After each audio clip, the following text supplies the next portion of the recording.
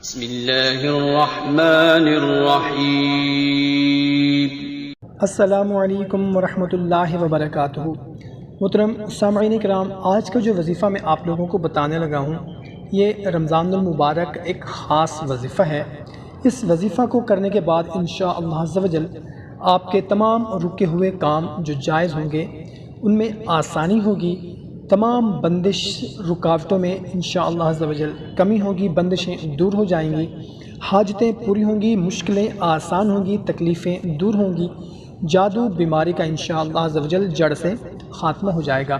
بہت ہی آسان سا، بہت ہی مختصر سا وظیفہ ہے۔ اس وظیفہ کی اجازت عام ہے، لیکن کومنٹ سیکشن میں اللہ تعالیٰ کا کوئی بھی اسم لکھ کر وظیفہ شروع کر دیں۔ محترم سامعین کرام، آپ لوگوں کو یہ جو وظیفہ میں بتانے لگا ہوں، جو کوئی ہر نماز کے بعد اس وظیفہ کو 21 بار پڑھے گا اس کا کوئی بھی کام نہیں رکے گا، ہر کام میں انشاءاللہ عز و جل آسانی ہوگی۔ اور اس وظیفہ کو اگر ہمیشہ پڑھنے کی عادت بنا لی جائے تو انشاءاللہ عز و جل ہر حاجت پوری ہو جایا کرے گی۔ وظیفہ کیا ہے؟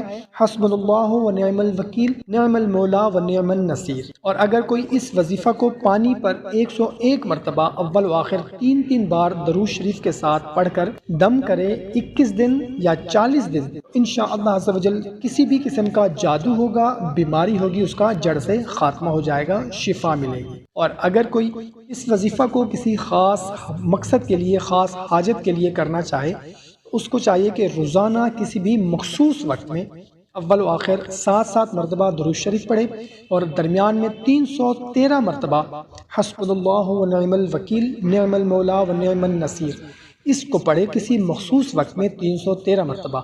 انشاءاللہ عز و جل ہر بندش، ہر رکاوٹ دور ہوگی، حاجتیں پوری ہوں گی، مشکلیں آسان ہوں گی، تکلیفیں مصیبتیں ختم ہو جائیں گی۔ انشاءاللہ عز و جل آپ کی تمام پریشانیاں جڑ سے ختم ہو جائیں گی۔ محترم سامعین کرام، کوشش کریں کہ اس کو خود بھی کریں، اپنے تمام دوست احباب کے ساتھ بھی لازمی شیئر کر دیں۔ جزاک اللہ۔